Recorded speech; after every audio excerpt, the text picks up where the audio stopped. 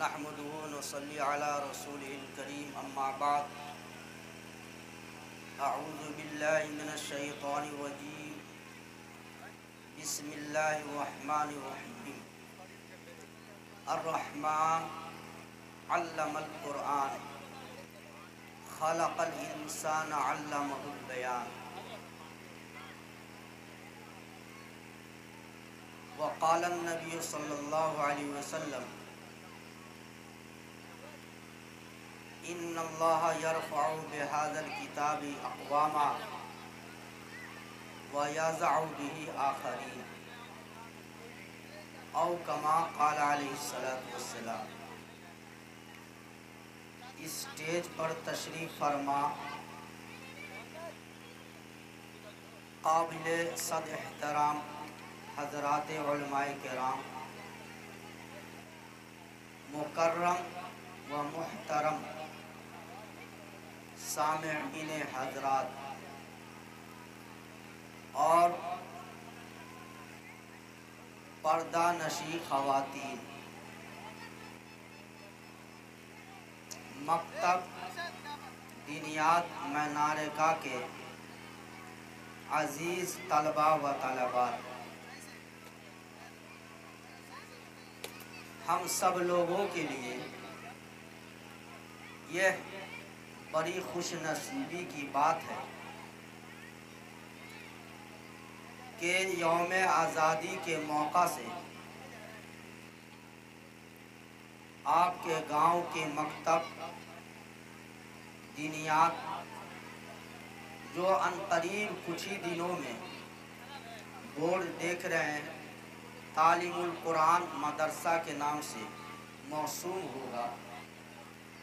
اس کے بچے اور بچیوں نے اپنی تعلیم و تعلم، تہذیب و ثقافت کو مختلف انداز میں ہم سب لوگوں کے لیے سامنے پیش کیا ہے۔ بلا شک و شبہ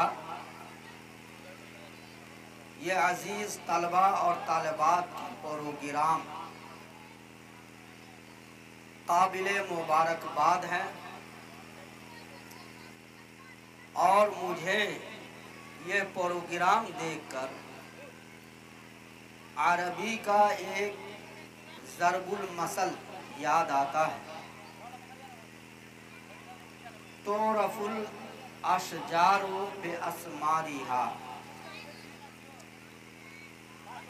اس کا مفہوم یہ ہے کہ درخت کی شناخت، درخت کی پہچان، درخت کی حقیقت اس کے پھل سے ہوتا ہے۔ ہم اور آپ دیکھتے ہوں گے نباتات بہت ساری قسموں کے ہیں، ان میں سے بہت ساری نباتات کی قسم ایسی ہیں جن کا تعلق جنگلوں سے ہوا کرتا ہے، لیکن وہ پیڑ اور پودا جس کے پھلوں کو کھایا جاتا ہے اس کی حقیقت بڑھ جاتی ہے اور لوگ اس کی بے حد اور بہت زیادہ حفاظت کیا کرتے ہیں۔ یقیناً آپ کے اس گاؤں میں یہ مکتب دینیات کے مدرسہ نے، بچوں نے جو یہ پروگرام پیش کیا، اس سے اندازہ ہوتا ہے کہ اس مکتب کے ممبران، اراکین اور گاؤں کے سب لوگ، بالخصوص یہاں کے اساتذہ کرام نے اپنے عزیز طلباء اور طالبات پر بے حد محنت کی ہے۔ بچوں کے اس پروگرام سے یہاں کی تعلیم، یہاں کی تربیت کا بخوب آپ سب لوگوں کو اندازہ ہوا ہو۔ ضرورت اس بات کی ہے کہ اس مکتب کی حفاظت کی جائے اور حق المقدور یہاں کے طلباء، طالبات، اراکین اور اساتذہ سب ایک دوسرے کے شانہ بشانہ ہو کر اس مدرسہ تعلیم القرآن کو آگے بڑھانے کی کوشش کریں۔ انشاءاللہ یہ بہت ہی عمدہ اور مفید ثابت ہوگا۔ چونکہ اس مجلس کا ایک حصہ قرآن مجید کی تکمیل بھی ہے کہ آپ کے اس مدرسہ کا ایک بچہ آج قرآن مجید کے حفظ کو مکمل کرے گا اسی مجلس میں۔ بڑا خوش نصیب ہے یہ لڑکا اور اس کے والدین کہ جنہوں نے محنت، لگن اور جستجو کے ذریعے قرآن مجید کو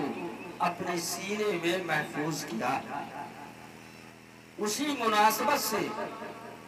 میں نے آپ کے سامنے خطبہ کے اندر جو آیت کریمہ پڑھی ہے اس کا مفہوم سمجھیے۔ اللہ جل شانہ ارشاد فرماتے ہیں الرحمن علم القرآن۔ بظاہر یہ بچے معصوم ہیں، ان کے پڑھانے والے مکاتب کے اساتذہ ہیں، لیکن دوستو قرآن کھلے عام کہہ رہا ہے کہ قرآن مجید کا پڑھانے والا اور اصلی استاذ وہ اللہ رب العالمین۔ الرحمن علم القرآن کہ رحمان نے قرآن کو سکھایا۔ وہ کیسے؟ اللہ پاک نے یہ قرآن مجید ہم کو کیسے سکھایا کہ یہ قرآن اللہ کا کلام ہے۔ اللہ پاک نے اپنے کلام کی تعلیم حضرت جبرائیل علیہ السلام کو دی، اور حضرت جبرائیل علیہ السلام نے قرآن مجید کی تعلیم نبی آخر الزمان محمد عربی صلی اللہ علیہ وسلم کو عطا فرمائی، اور جناب رسول اللہ صلی اللہ علیہ وسلم سے یہ سلسلہ صحابہ، صحابیات، تبع تابعین، اساتذہ، مشائخ اور علماء سے سینہ بہ سینہ یہ سلسلہ جاری ہے، اور اسی سلسلے کی ایک کڑی ابھی عزیز حافظ سلمہ ہوں گے جو اپنے استاد سے ظاہری اعتبار سے قرآن مجید کو سیکھا ہے، پڑھا ہے اور یاد کیا ہے۔ دوستو یہ قرآن اللہ کی آخری کتاب ہے جو نبی اکرم صلی اللہ علیہ وسلم پر نازل ہوا۔ جیسے نبی اکرم صلی اللہ علیہ وسلم کی شریعت، آپ کی شخصیت، آپ کی نبوت قیامت تک کے لیے ہے، اسی طریقے سے یہ سلسلہ بھی قرآن مجید کا قیامت تک قائم اور باقی رہے گا، اور ہر زمانے میں لوگ اس قرآن کو مٹانے کے لیے، اس قرآن کو ختم کرنے لیے بہت زیادہ محنتیں کی ہیں، اور آج بھی کروڑوں روپیہ ماہانہ صرف اس بنیاد پر کیا جاتا ہے کہ کسی طریقے سے یہ قرآن مسلمانوں کے نزدیک سے مٹ جائے۔ لیکن یاد رکھیے گا وہ معزز تھے زمانے میں مسلمان ہو کر، اور ہم خار ہوئے تارک قرآن ہو کر۔ دوستو آج جو ہم مسلمانوں کے ساتھ یہ بدحالیاں ہیں، پریشانیاں ہیں، اور ہم لوگ پریشان ہوتے ہیں، اس کی وجہ صرف اور صرف یہ ہے کہ ہم نے اپنی اور اپنے بچوں کی جو قرآن سے، قرآن کی تعلیمات سے، قرآن کے احکامات سے جو ہمارا تعلق ہونا چاہیے اس کو ہم نے ختم کر دیا ہے۔ حدیث پاک میں اللہ کے رسول صلی اللہ علیہ وسلم نے ارشاد فرمایا کہ اللہ پاک اس قرآن مجید کے ذریعہ بہت سی ساری قوموں کو بلند فرمایا۔ وہ صحابہ، وہ صحابیات جو زمانے سے کفر میں مبتلا تھے، ظلمت کی تاریکی تھی، جاہل تھے، ان پڑھ تھے، لیکن جب ان کے پاس قرآن کی تعلیم آئی اور ان لوگوں نے قرآن کو اپنے سینے میں جگہ دی تو دوستو تاریخ شاہد ہے کہ ساری دنیا پر ان کی حکومت قائم ہوئی اور وہ سر بلند ہمیشہ ہمیشہ رہے۔ اور آج جو ہم لوگ پریشان ہیں اس کی وجہ یہ ہے کہ قرآن مجید کو ہم نے سیکھا، قرآن مجید کو ہم نے پڑھا، لیکن قرآن مجید کے احکامات پر، قرآن مجید کی تعلیمات پر دوستو ہماری زندگی گزر بسر نہیں ہو رہی۔ قرآن مجید کو ہم نے یاد کیا ہے اور اسے طاقوں میں سجا کر رکھتے ہیں، بچیوں کو جہیزوں میں دیتے ہیں، تعویذوں میں استعمال کرتے ہیں، خیر و برکت کے لیے استعمال کرتے ہیں، لیکن قرآن کے احکامات، قرآن کی تعلیم کا تقاضا یہ تھا کہ ہر مسلمان جو قرآن پڑھنا جانتا ہے اس کو وظیفے کے طور پر جو آپ کے ساتھ آسانی کا معاملہ ہو اس قرآن مجید کے پڑھنے کا معمول ہونا چاہیے۔ اللہ کے نبی صلی اللہ علیہ وسلم نے ارشاد فرمایا ہے خیرکم من تعلم القرآن وعلمہ،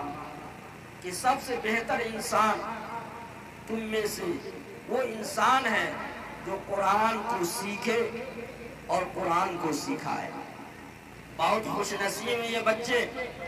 آپ لوگوں کو بھی چاہیے اور میں یہ پیغام دینا چاہتا ہوں آج کی اس مبارک جلسہ کے ذریعے سے مینار کا کے لوگوں کو کہ آپ اپنے بچوں کو خوب تعلیم دیں، ڈاکٹر انجینئر بنائیں، وکیل اور جج بنائیں، لیکن یاد رکھیے سب سے اول تعلیم، سب سے پہلی تعلیم جو ہمارے بچوں کو ہو وہ صرف اور صرف قرآن کی تعلیم ہے، دین کی تعلیم ہو، کیونکہ اللہ کے نبی صلی اللہ علیہ وسلم نے ارشاد فرمایا ما نحل والد ولدا من نحل الا من ادب حسن او کما قال علیہ السلام، کہ والدین کوئی بھی ہو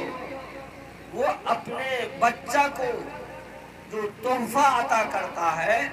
ان تحفوں میں، ان عطایا میں سب سے قیمتی اور بہتر تحفہ اچھی تربیت ہے۔ آج یہ اولاد ہمارے پاس اللہ نے امانت دی ہے، اس اولاد کی تعلیم کا، اس کی تربیت کا انتظام ہر ماں اور باپ پر لازم ہے۔ اسکول اور کالج بھیجنے سے پہلے آپ اپنے بچوں کو مکتب دینیات مینار کا میں بھیجیں تاکہ آپ کا بچہ اپنے دین کو جان سکے، قرآن کو پڑھ سکے اور دینی تعلیم سے وابستہ ہو سکے۔ پھر یہ دینی تعلیم جو بچپنے میں ہمارے بچے سیکھ لیں گے، یاد کر لیں گے، اس کے بعد اگر وہ ثانوی تعلیم کے لیے، اعلیٰ تعلیم کو حاصل کرنے کے لیے کسی کالج میں چلا جائے، کسی یونیورسٹی میں چلے جائے تو دوستو ہمارے بچوں کے عقائد کبھی خراب نہیں ہو سکتے، ہمارے بچے کبھی ارتداد کو قبول نہیں کر سکتے، ہمارے بچے کبھی دین حنیف سے منحرف نہیں ہو سکتے، ہمارے بچے اپنے والدین کی عزت، اپنے والدین کی تکریم، اپنے سے بڑوں کا احترام، اپنے سے چھوٹوں پر شفقت کرنا وہ باعث فخر اور لازم اور واجب وہ سمجھا کریں۔ دوستو بڑی خوش بختی کی بات ہے کہ آپ کے یہ مخلصانہ انداز اور آپ لوگوں کے لگن اور جذبہ کا یہ ثمرہ ہے کہ بہت ہی کم دنوں میں یہ آپ کا ادارہ مکتب دینیات نے ایسی ترقی کے منزل کو طے کیا ہے کہ آج ماشاءاللہ اس وسیع میدان میں یہ مدرسہ تعلیم القرآن کے نام سے جانا جا رہا ہے۔ یقیناً مجھے جناب رسول اللہ صلی اللہ علیہ وسلم کی ایک حدیث یاد آتی ہے آپ کے اس دینی جذبے کو دیکھ کر۔ میں مبارکباد دیتا ہوں آپ کے خلوص کو، آپ کی للہیت کو، کہ آپ لوگوں نے محض اللہ کی رضا کے حصول کے لیے، اپنے بچوں میں اچھی تعلیم و تربیت کے لیے، اپنے بچوں میں دینداری کو پیدا کرنے کے لیے، اپنے بچوں میں قرآنی تعلیمات کو عام کرنے کے لیے اس مدرسے کا قیام فرمایا۔ اللہ جل شان اس مدرسے کو روز بروز ترقی عطا فرماتا رہے اور شرور و فتن، اختلافات، دشمنوں کی دشمنی سے اس کی حفاظت کرے۔ ایک حدیث سن لیجئے، میں اپنی بات ختم کروں گا۔ جناب رسول اللہ صلی اللہ علیہ وسلم نے اپنی امت کو پیغام دیا۔ وہ پیغام کیا ہے؟ کہ امت محمدیہ کا ہر شخص کوشش یہ کرے کہ اپنے اندر 4 چیز کی صفت پیدا ہو، ہم میں سے ہر ایک کرنا۔ اور اگر کثرت مصروفیت کی بنیاد پر، شارٹ ٹائم ہونے کی وجہ سے، بیزی ہونے کی وجہ سے اگر ناممکن ہو 4 صفت کو پیدا کرنا، تو کم از کم ہم لوگوں کو چاہیے کہ ایک صفت پر ضرور عمل کریں۔ اللہ کے نبی صلی اللہ علیہ وسلم ارشاد فرماتے ہیں، اغدو عالما او متعلما او مستمعا او محبا ولا تكن الخامسة فتهلكوا او كما قال علیہ السلام۔ جناب رسول اللہ صلی اللہ علیہ وسلم نے اس حدیث کے اندر اپنی امت کے لوگوں کو، اپنی امت کے نونہالوں کو 4 پیغام عطا فرمایا ہے۔ پہلا تحفہ، پہلا پیغام، آپ عالم بنو۔ دوسرا پیغام، آپ طالب علم بنے رہو۔ تیسری چیز کہ اگر آپ عالم نہیں بن پائے، طالب علم بننے کا موقع نہیں رہا، تو کم سے کم عالم کی تعلیم و تعلم کی بات کو سننے والا بنو۔ اگر تمہارے پاس اس کا بھی موقع نہ ہو، نہ تم مدرسے میں جا سکتے، نہ تم مکتب میں جا سکتے، نہ تم دین و اسلام کی بات اپنے علماء سے سن سکتے، موقع نہیں ہے آپ کو، بیزی اور مصروفیت کی زندگی گزر رہی ہے، تو کم سے کم اپنے علماء کے، اپنے مشائخ کے خیر خواہ بنے رہیے، ان سے محبت کرنے والا بنے رہیے۔ یہ 4 پیغام کیوں دیا دوستوں؟ ہمارے اور آپ کے حالات کے اعتبار سے، ہمارے اور آپ کے حالات کے اعتبار سے۔ کیوں کہ انسان پڑھنے کی زندگی چھوٹی عمر میں ہوتا ہے، تو وہ مکتب میں پڑھے گا، تو مکتب میں بہت سارے بچے پڑھنے کے بعد وہ مدارس سے فارغ ہو جاتے ہیں۔ بہت سارے بچے مکتب میں پڑھنے کے بعد اپنی تعلیم کو موقوف کر دیتے ہیں۔ تو اللہ کے نبی نے فرمایا کہ جس کو موقع ہو تو وہ عالم باضابطہ بن، اور جس کو اتنا موقع نہ ہو تو کم سے کم طالب علم بنے رہو۔ طالب علم بننے کا کیا مطلب؟ پوری زندگی اگر دین کی کوئی بات معلوم ہو تو اس کو سیکھنے کی کوشش کر۔ تعلیم کے حاصل کرنے کی کوئی عمر نہیں ہے دوستو۔ جناب رسول اللہ صلی اللہ علیہ وسلم پر قرآن مجید کا نزول ہو رہا ہے۔ بہت سارے صحابہ 50 سال کے ہیں، بہت سارے صحابہ 60 سال کے ہیں، بہت سارے صحابہ 20 سال کے ہیں۔ جیسی جیسی تعلیمی آیات قرآنی کا نزول ہوتا ہے، وہ صحابی قرآن شریف کی تعلیم کو حاصل کرتے ہیں۔ محمد صلی اللہ علیہ وسلم۔ آج ہمارے جو بچے ہیں، ہماری قوم کے جو نونہال ہیں، یہ ہمارے ملک کا مستقبل ہے دوستو۔ ہماری قوم، ہماری عزت، بالخصوص مسلمانوں کو اس پر فخر ہے اگر یہ ہمارے نونہال، ہماری بچیاں اور ہمارے بچے اعلیٰ تعلیم سے وابستہ ہوئے تو خود اپنا نام روشن کرے گا، اپنے خاندان کے نام کو روشن کرے گا اور آپ کے ملک کا نام روشن ہوگا۔ اللہ کے نبی نے فرمایا آپ عالم بن جائیے، اور اگر عالم باضابطہ نہ ہوئے تو پوری زندگی علم حاصل کرنے کی صفت اپنے اندر رکھیے۔ اگر کوئی عالم کوئی مسئلہ بتایا، کوئی حدیث بتلایا، اس پر چون چرا نہیں کرنا ہے بلکہ اس پر عمل کرنے کی کوشش کریں تو انشاءاللہ آپ کا طالب علم میں نام ہوگا، اور جو فضیلت طالب علم کی ہے وہ آپ کو بھی حاصل ہوگی۔ تیسری چیز جو اللہ کے رسول نے ارشاد فرمایا وہ یہ ہے کہ آپ عالموں کی بات کو، آپ دین اسلام کی بات کو، آپ قرآن اور حدیث کی بات کو سننے والے بنیں۔ مسجدوں میں، مدرسوں میں، وعظ کی مجلسوں میں، درس قرآن میں، درس حدیث میں اگر آپ کی شرکت ہو تو وہاں جائیں اور دین کی بات، دین پر عمل کرنے کی غرض سے ضرور سیکھیں۔ اور اگر اس کا موقع نہیں ہو رہا ہے دوستو تو حاضر سامنے میں، پیچھے میں، غائبانہ طور پر، مجمع میں، تنہائی میں اپنے علماء سے، اپنے مشائخ سے، اپنے امام سے، اپنے مؤذن سے، اپنے مدارس کے اساتذہ سے محبت کرنے والے اور ان کی خیر خواہ بنے رہیں۔ اگر یہ صفات ہمارے اندر آ گئی تو یقیناً اس حدیث کا پورا مفہوم، اس حدیث پر عمل کرنے کا اللہ پاک ہمیں ثواب عطا فرمائے۔ اللہ جل شانہ سے دعا ہے، اللہ جل شانہ ہم تمام لوگوں کو سیدھے راستے کی ہدایت عطا فرمائے